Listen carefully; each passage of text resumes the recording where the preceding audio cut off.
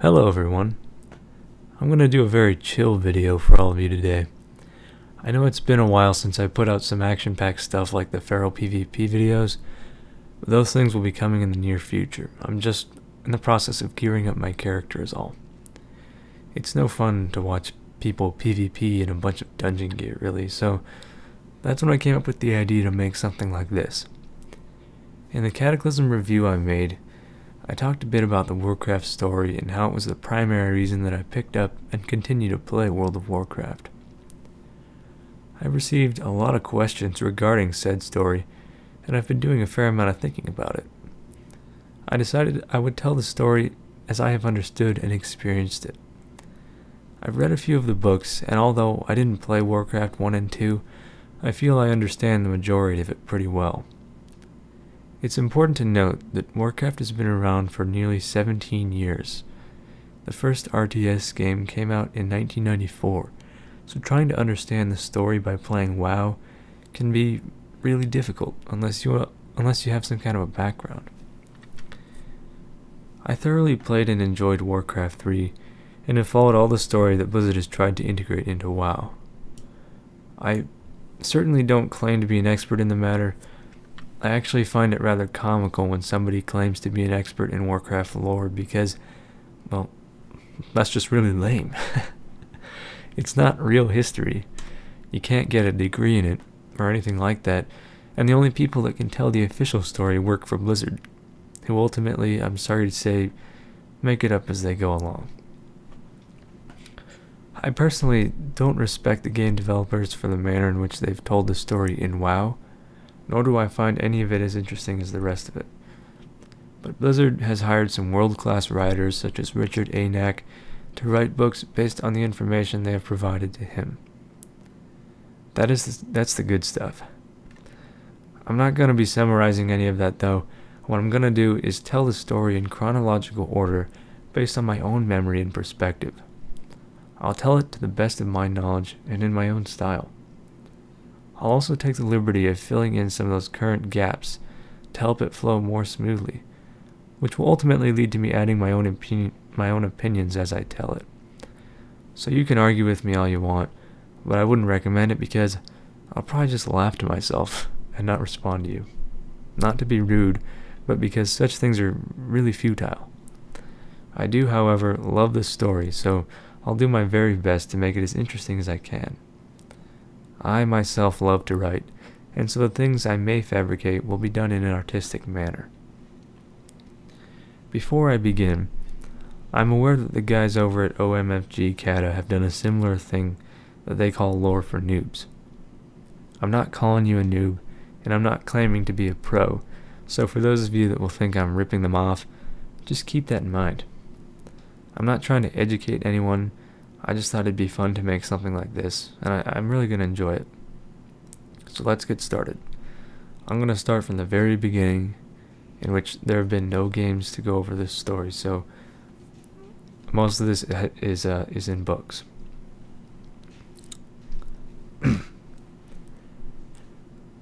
Imagine a universe. Our universe, or a fanatical one, it doesn't really matter. The word itself represents the embodiment of space and time, a place where all matter exists in coalescence with energy and the various dimensions of reality. And this universe could be planet Earth, our homeworld, the galaxy from the Star Wars movies, Captain James Kirk cruising around in the Enterprise, and within could also be the planet Azeroth, also known as the World of Warcraft. Perhaps a few systems away is the planet Draenor, also known as the Outlands, home of the Warcraft orcs, who may in fact share a common ancestry with the orcs Lord Sauron digs out of the ground, and the Uruks that Saruman grows from seeds in the Lord of the Rings trilogy. The point I'm trying to make is one of many, but all of which share the same origin. The mystery that is the unknown. Our human civilization knows so very little about the universe in which we reside. But even more to the point, the vastness of our imagination is what paints our reality as we know it. and allows us to envision worlds developed by the most simple constructs of our being: thought. Art is mankind's greatest creation.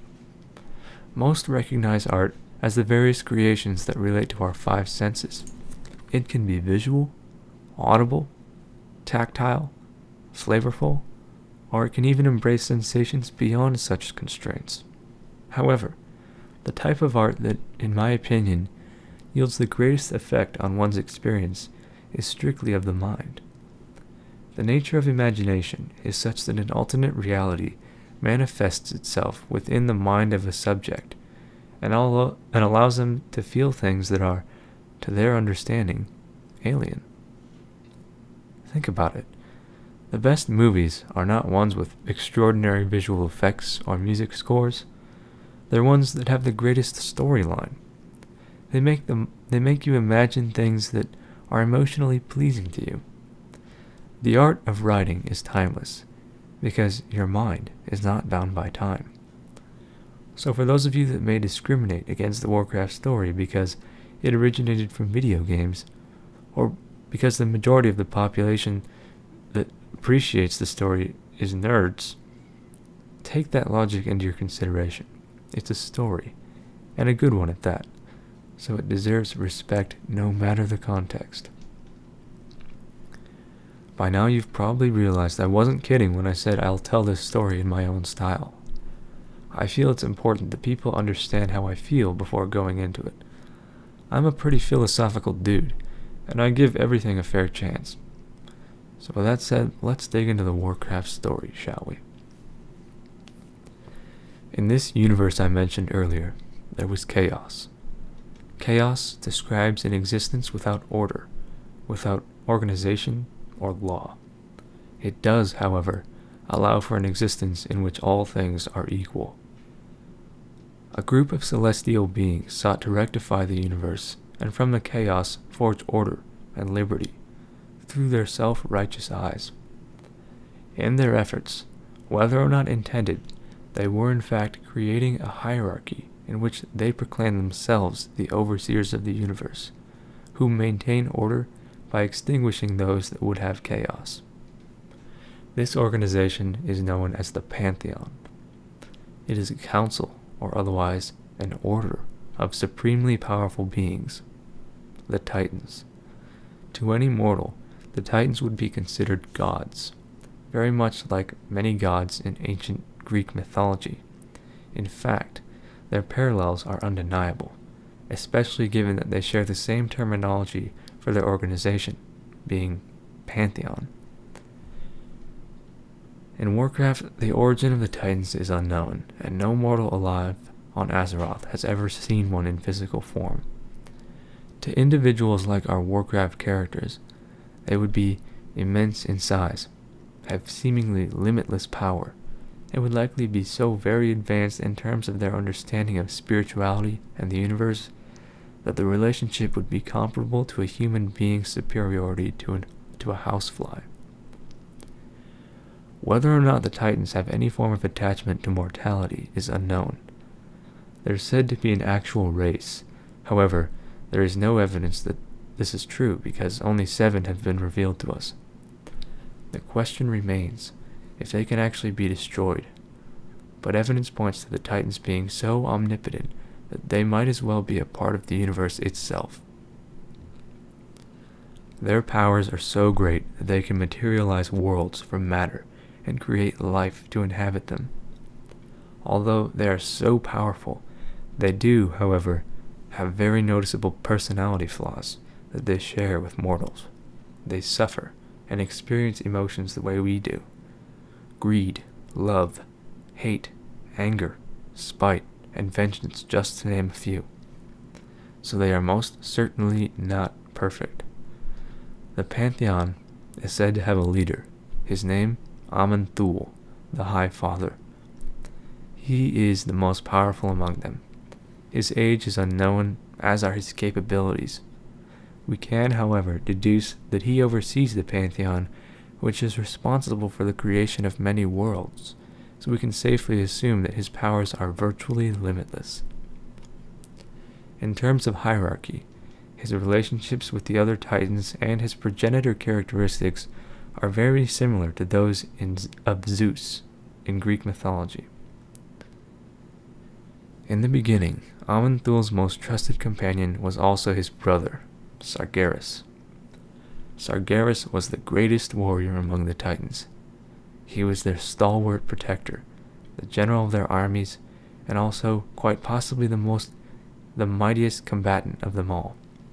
His power, by comparison to Aman'thul's, is unknown, but we can also deduce that his strengths certainly pertain more to brute force and physical prowess, whereas Aman'thul is infinitely wise and intelligent. There were 4 other Titans in the pantheon at the time: Anr, Aman'thul's mate, their son, Golganeth, Norgannon, and Khaz'garath. We'll go more into detail of the others later on in the story. The pantheon oversaw the creation and maintenance of the universe for an untold number of years. Although they created many worlds and many races, the universe is immeasurable in size, and they found themselves cleansing various planets of corruption that they were not the creators of. Many such planets were corrupt beyond reconciliation, and the pantheon deemed that they need to be purged. This meant extermination of all life so that the planet could start anew. Sargeras was in charge of these operations. He himself would venture to these worlds and eliminate corruption, acting as the blade of the pantheon's will. His actions were, to them, benevolent, and thought to be done for the benefit of the universe. Throughout his journeys, Sargeras encountered a great many disturbing things. He was charged with the task of facing evil time and time again, and although he was a being of immaculate greatness that sought only to help those in need and create order in the universe, his dealings began to wane on his resolve over the millennia. He encountered certain races that were extremely persuasive and dangerously crafty. Combined with their malice and ill-focused intent, these races saw that their only chances of survival were to convince Sargeras that he was not doing justice, and that the pantheon was a selfish entity struck on controlling the universe. The evil Nathrezim were the most significant perpetrators behind Sargeras' progressive corruption. They were an ancient race, whom were extremely intelligent and wielded the dark magic to manipulate life and create undeath. They were a malevolent people who found pleasure in manipulating and corrupting lesser races for their own causes. Sargeras had been crusading across the universe, cleansing worlds the pantheon deemed beyond restoration for millennia. He accomplished this by utilizing an interdimensional travel through the twisting nether. Although the Titans can likely move through the vastness of space as ethereal beings, the twisting nether is a dimension within space that connects all worlds. It is a place where the laws of physics dissipate, and travel through time becomes relative. The home world of the Nathrezim is said to be located somewhere within the nether. By the time Sargeras ventured there, he had already developed many doubts about his brother's right to establish order in the universe, and that order itself was a relative objective. Sargeras began losing faith in the pantheon, and he descended into a depressed, solemn state where he relinquished his responsibilities and wallowed away in an unproductive, unfaithful mood. The idea that Sargeras' downfall as the pantheon's champion are a very common theme among any philosophical story.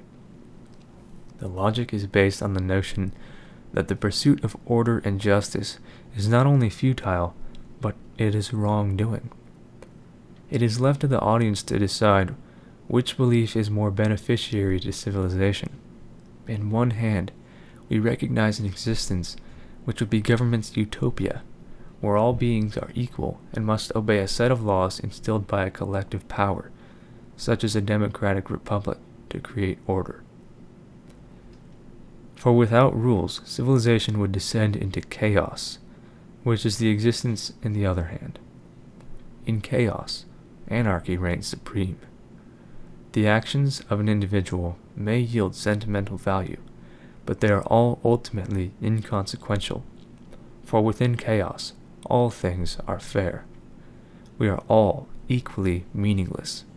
Life exists by chance, and we need not attempt to make sense of it. Just let it run its course as nature intended. To attempt to establish order is to believe one is capable of managing life, and the righteousness behind that premise is the subject of this common conflict. The clash of ideas is what had built up in Sargeras's mind over eons of believing order was the best way of life. His exposure to subjective evil and to those whom the Pantheon considered demonic antagonists opened his perception to the full spectrum of consciousness. This is something that the other Titans were not exposed to, because Sargeras was their weapon. He was the one who vanquished evil, and thusly, he was the only one who was truly exposed to it. The Natharesm, as I mentioned, were extremely intelligent. Although their resistance stood absolutely no chance against Sargeras's might, they permanently changed him. They were servants of chaos, not for any particular reason. They simply felt it was the natural way of the universe. The Natharesm had been conquering worlds within the Nether and crumbling civilizations from within for millennia. Sargeras, whom had already descended into a state of depression after combating countless hordes of evil demons, developed a form of respect for the Natharesm, not because they were superior to him in any way, but because they embraced the other option, the choice that led him away from his suffering. Sargeras saw that by cleansing the universe of chaos, he was in fact creating more pain than he could imagine. For order can never be free of corruption. The universe is balanced. The Pantheon was merely trading one form of corruption for another. He realized that it was impossible to rid the universe of pain and suffering, and he knew all the evidence he needed was growing inside of him. He had become the spiritual manifestation of the corruption he had sought to cleanse. In a way, Sargeras had sacrificed his own purity for the will of his brother and the Pantheon. However, an important question remained unresolved, and as Sargeras pondered this thought, he relinquished his responsibilities from the Pantheon and abandoned his brethren in a dark solitude. He spent millennia pondering his purpose, pondering the question, if the nature of the universe deems that order must be corrupt, where is the flaw in the Pantheon's intentions?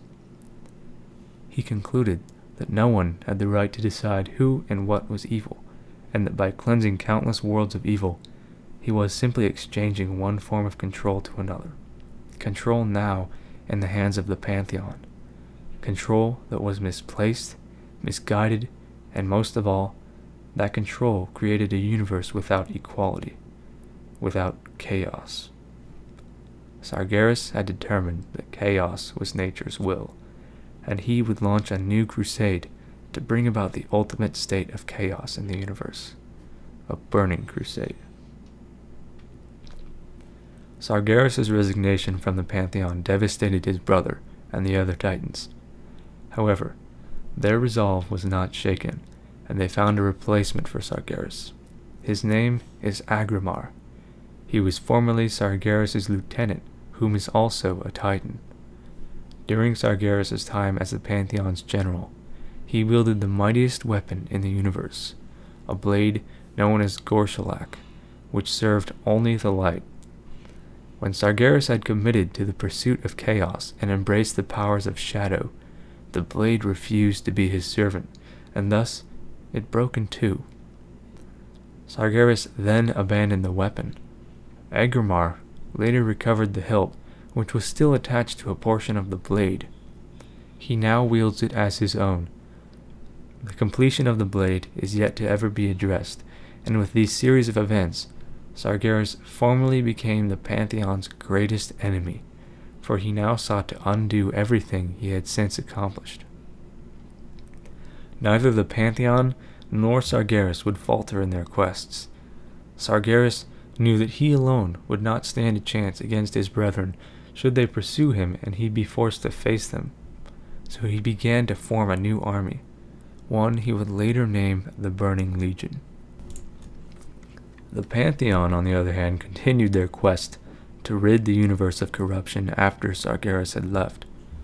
With Agrimar leading their cause, their progress was not hindered.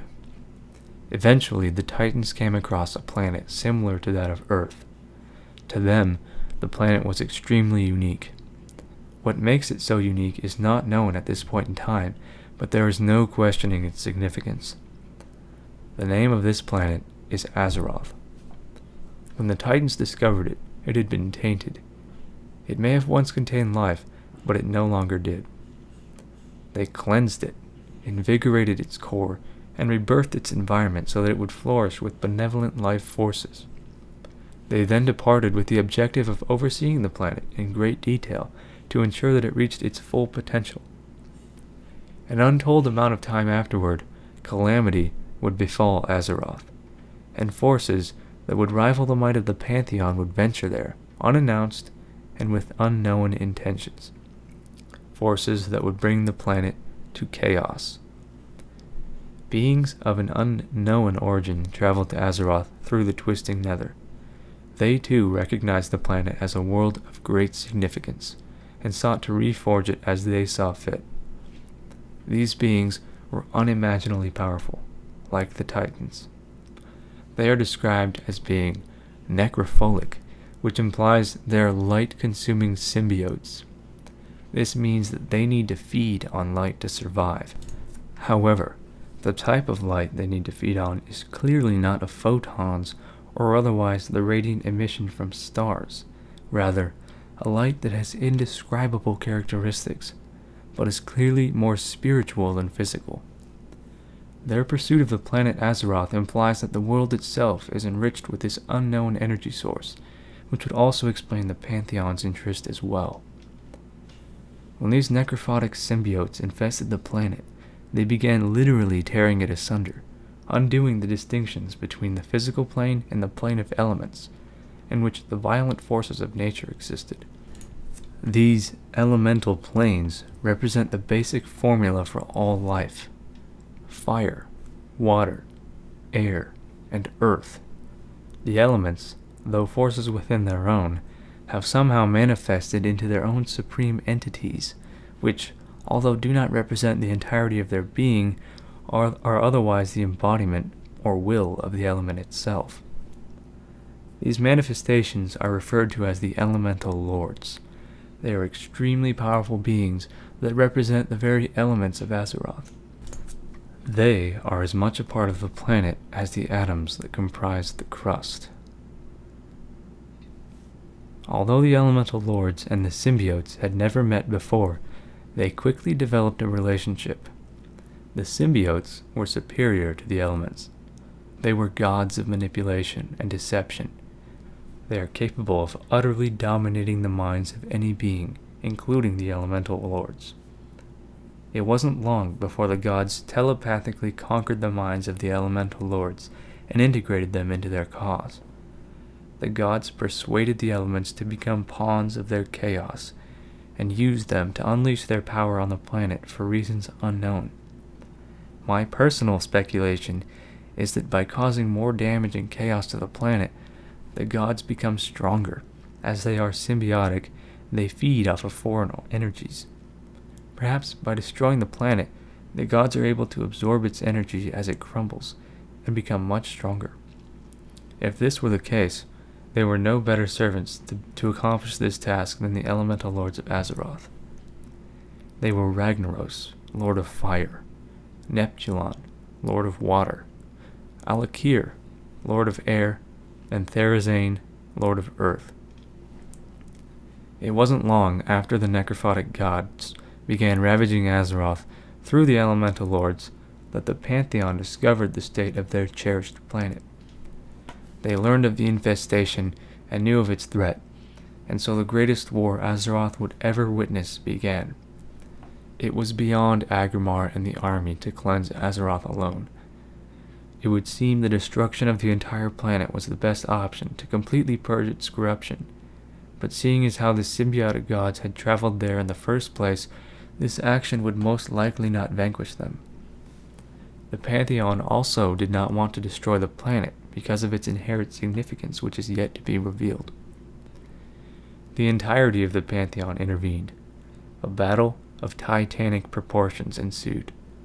The Titans had to carry out their objective without destroying the planet, which in this case was no easy task.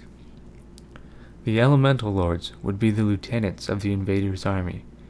Both factions knew that the destruction of the Elemental Lords would mean destruction of Azeroth, so they had to be sealed away in their realms in order to be defeated. They were, however, no match for the might of the Pantheon. Aman'thul and the others sealed them away in their realms, never to be free to walk the physical plane again. However, their true adversaries still remained. Control of the planet was the most difficult battle the Titans had yet faced. The number of symbiotic gods was unknown, but we can deduce that the battle was to a degree an even match. The Pantheon was able to overpower the unknown gods, but legend tells of a fallen Titan whose tale echoes into the current timeline. Whether or not this is true is unknown.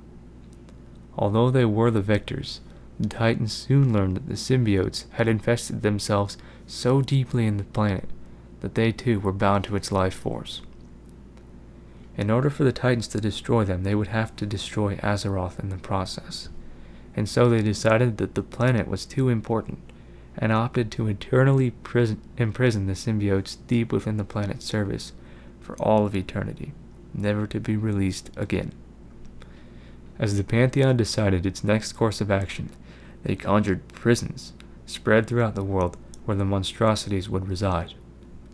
The prisons would be guarded by members of the Pantheon's army, ancient and extremely powerful beings, yet not Titans themselves.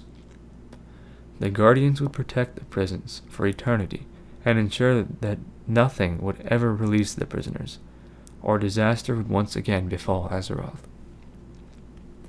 As the Pantheon oversaw that all of this was done properly and would not ever be disrupted, they once again cleansed the planet. They healed the wounds from their great battle and permanently sealed the Elemental Lords away in their realm. Life once again became a possibility on Azeroth, and as this life began to develop, the Titans contemplated whether or not the situation would be sufficiently safeguarded in their absence. They determined that the soldiers that they were to leave behind would not be enough to ensure that the old gods stayed contained in their prisons, so they plotted the creation of the oldest and most noble race on Azeroth. The Pantheon gave birth to the Dragon Aspects. Possibly the only race that survived the invasion of the old gods were the Dragonflight. The Aspects are the draconic leaders of their respective broods, and there were 5 of them originally. The Titans of the Pantheon personally appointed the Aspects and granted them a portion of their power, to safeguard the dominions for which they have been appointed. They would be the world's protectors, and act on behalf of the Titans while the Pantheon focused their efforts elsewhere. Aman'thul, the High Father, and Lord of the Cosmic Forces, bestowed a portion of his power in the wise and fair Bronze Aspect, Nosdormu. Nosdormu was appointed the responsibility of overseeing time itself on Azeroth. He exists simultaneously in beginning of his time as an aspect of time, and also all the way to his death. In addition to the incredible power Aman'thul bestowed upon Nosdormu, he is also granted the knowledge of when and how he would die, so that he would be reminded, should he ever grow arrogant with this power, that he is not invincible, and thus would always remain loyal to the Pantheon. Aenar, Aman'thul's mate, and second in command after Sargeras' departure, birthed 2 dragon aspects. The drakes would be sisters and the mistresses of the red and emerald dragonflights. They were Alexstrasza and Ysera. Aenar is the matron of all life, and the titan responsible for allowing life to prosper on the planets created and cleansed by the Pantheon. She granted Alexstrasza power over all life on Azeroth. She is the life binder, the mother to all organic beings on the planet. She has the power to create life and take it away. To Ysera, she gifted dominion over an alternate dimension that exists on Azeroth, known as the Emerald Dream. It represents the state of Azeroth as it would be were there no intelligent beings that live there. The dream is nature incarnate, a place where nature and life are everything in the world, in its purest form. The dream can be viewed as a contrasting dimension to the elemental plane, because it represents the unification of all four elements, which fuse to create life. Ysera was appointed to maintain the Emerald Dream and ensure that it remains pure, so that a part of Azeroth remains pure under any and all circumstances. Norgannon, the Titan most adept in the powers of the Arcane, which is the cosmic energy that emanates from the twisting nether, bestowed a portion of his power upon Malygos, the aspect of the blue dragonflight. Malygos' task was to guard the knowledge and use of the arcane, for its misuse could lead to dire ramifications should the inhabitants of Azeroth learn of its true power. The Titans seemed to take this extra precaution because Azeroth contained an unusually potent affinity for the arcane, which could be part of the reason why they had gone to such great lengths to save the planet. Khaz'garath, the Titan responsible for the creation of the Pantheon's worlds, granted some of his power to the mighty Neltharion, Lord of the Black Dragonflight. Neltharion was to watch over the planet itself, and become the overseer of the core, the realm Deepholm. He has power over the physical planet and is responsible for its stability. The Titans had created a very resilient defense for Azeroth, so that no such tragedy would befall the planet like the last time they departed. One thing was left to be done. The necrophotic parasites that had invaded the world had to be sealed away indefinitely. The number of the gods the Titans fought is unknown, but we know that there are at least 3. Cthulhu, the first and possibly the most powerful god of the Chaos, was originally imprisoned deep within the deserts of Scytholis, where he would stay for millennia. Cthulhu is said to be the creator of the Kiraji, the various insect-like creatures that inhabit his ancient kingdom. Yogg-Saron, the old god of death, was banished to the Titan prison of Ulduar, guarded by several great and powerful beings appointed by the Pantheon. Yogg-Saron supposedly created the Faceless Ones, which are his guards and pawns. The old god N'Zoth was imprisoned in the dark depths of the Great Sea, where he would not be able to consume any light and be left in his eternal solitude. N'Zoth is most likely responsible for the creation of the Naga, the malevolent creatures of the deep seas. There is also a Titan prison in Oldham that the noble Tol'vir race, possibly created by the Pantheon, have guarded since the Titanic War. After the Pantheon had been satisfied in their efforts to forever seal the old gods into the depths of the planet, they once again departed to continue their quest of bringing order to the universe. They left the dragon aspects behind to act in their stead and assure that Azeroth prospered so that the mortal races were safe from the ancient gods of chaos. Meanwhile, the Dark Titan Sargeras was carrying out his agenda. He knew that one day he would have to face the might of the Pantheon, and so he sought to create his army that would rival that of his brothers. Sargeras scoured the universe for beings he would deem to be worthy allies in his campaign. He came across the planet Argus. It had flourished with life since its foundation. A species called the Eridar lived there. The Eridar were highly developed and spiritually advanced people that were led by a noble triumvirate. As a people, they followed the guidance of a celestial race known as the Naru. They were beings of pure light that wielded a power of the greatest purity. The leaders were 3 extremely wise individuals whom were very close to one another. Their names were Archimond, Kil'jaeden, and Valen. Sargeras approached them with a proposition. In exchange for their loyalty and servitude, the Titan would grant them power beyond their greatest imaginations, so that they may lead their people to an even greater purpose. The Triumvirate met Sargeras with great respect, for they could never deny his unbelievable power. As they asked for time to decide whether or not to agree to Sargeras' proposition, the prophet among the three, Valen, had a vision in which he saw their noble race transformed into terrible demons. He warned Archimonde and Kil'jaeden of Sargeras' treachery, and pleaded that they refuse his offer. Archimonde was the strongest and most aggressive of the three, and rejected Valen's warnings, claiming that Sargeras would lead them to unimaginable salvation. Kil'jaeden considered Valen's warnings, as the two of them cared very much for one another and considered the other a brother. After much thought, Kil'jaeden sided with Archimonde, and the two of them agreed to Sargeras' offer. The Dark Titan transformed them into demons of incredible power. Archimonde and Kil'jaeden were very pleased with the results, and demanded that Valen follow them down their path.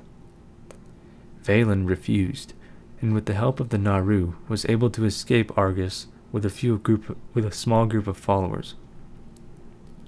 The remainder of the once benevolent race was transformed into demons, similar to Archimonde and Kil'jaeden, and they pledged their allegiance to Sargeras. Valen and his people renamed themselves the Draenei, devout followers of the Naru and the Light. Sargeras fully integrated the Eredar into his cause. They became the first race of the Burning Legion.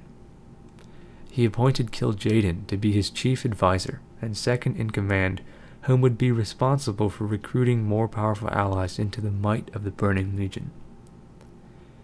Archimonde would become Sargeras' general and lead the armies in their crusade of destruction. He became a ruthless destroyer who was second only to Sargeras in his ability to wreak havoc on the various worlds that stood in the Legion's way. Both Archimonde and Kil'jaeden took to their new tasks with great vigor, and were forever loyal to their Dark Master. Kil'jaeden initiated his own objective to hunt down and destroy his lost brother Valen and his group of separatists. He made it his life goal to punish Valen for betraying him and the Eredar. With his new allies, Sargeras began his terrible destruction of the universe. Over time, he acquired more servants to add to his army, but also began focusing his efforts towards a greater objective. He knew, however, that his quest would lead him to encounter the armies of the Pantheon, and declared that this could not happen until he and his legion were fully prepared. Henceforth, a great and terrible power was born in the universe. Sargeras had unleashed hell. Okay everyone, I sincerely hope you enjoyed all that so far. No further words are necessary to convey just how awesome the Warcraft story is, and there's so much more to tell. But I'm going to tell the rest in future episodes of this series. Before I go though, I just want to take a moment to enlighten those of you that may not have known the true story up until now. Warcraft isn't about orcs versus humans. It isn't about the Horde versus the Alliance, or Arthas versus Illidan. The story goes so much deeper than that. Our characters are infinitesimal specks to the true forces at play in Azeroth. The story is mostly about three supreme factions facing one another, and Azeroth is, and always has been, in the middle of it. Those factions are the Pantheon, Sargeras and his Burning Legion, and the old gods imprisoned deep within the planet. And as some proof to support those statements, allow me to show you a little something. You see, Blizzard left us clues, and they've been around for about 4 years. Let me show you what I mean. Here's my character, your favorite, that's Angus. Here I am on the map, in the Moonglade. The Moonglade is in Kalimdor. Kalimdor is on the planet Azeroth. See? Isn't this cool? It's like Google Maps or something. But if we zoom out even further, we see that Azeroth is in outer space. All of this region here represents the cosmos. What have we here? Looks like another planet. This is the planet Draenor. We'll get to this in the next episode. It's connected to Azeroth via the Dark Portal, which is a doorway through the twisting nether. But wait, what's this? Who might this be? Long beard. He's old. He's in outer space. Must be pretty huge. He's got his hand over Azeroth, almost like he wants the planet, or wants to protect it. This, ladies and gentlemen, is Aman'thul, the High Father of the Pantheon. If that is the High Father, then who must this other guy be down here? He's kind of got Draenor here to his back. Almost like the planet is maybe a part of his army. Perhaps he's going to use the planet to carry out his agenda. Ooh, that's a mean mug. He looks like he's a bit hostile towards Azeroth over here. Like he's gonna attack it, maybe? Yep, definitely. This, ladies and gentlemen, is Sargeras, the fallen titan. This duo, these brothers, they are the story. Zeus versus Hades, maybe? No. How about God versus Lucifer? That sounds about right.